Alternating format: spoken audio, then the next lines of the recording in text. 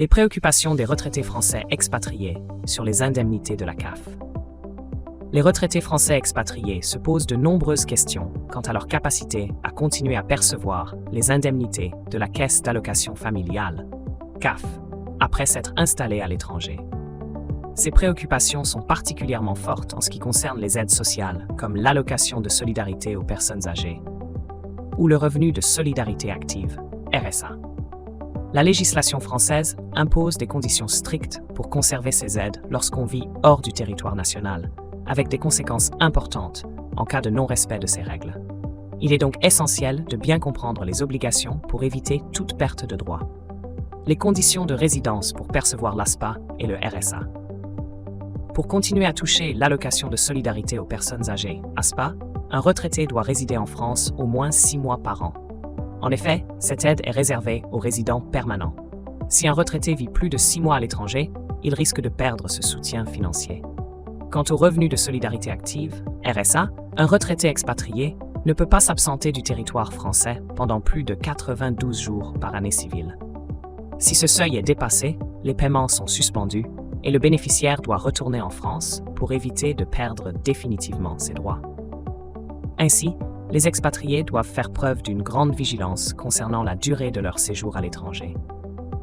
Toute absence prolongée doit être justifiée auprès des autorités compétentes afin de ne pas risquer de perdre leurs droits aux prestations.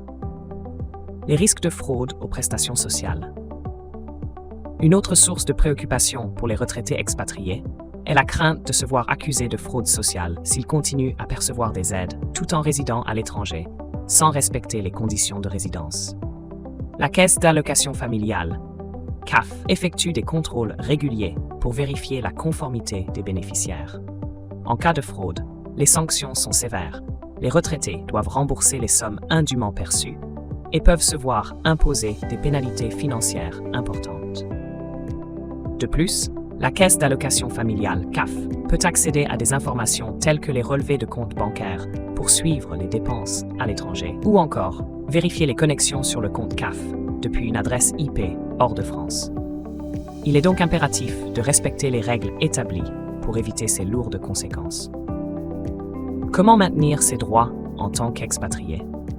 Pour les retraités qui souhaitent profiter de leur retraite à l'étranger, tout en continuant à percevoir leurs indemnités de la Caisse d'allocation familiale, il est essentiel de respecter strictement les conditions de résidence.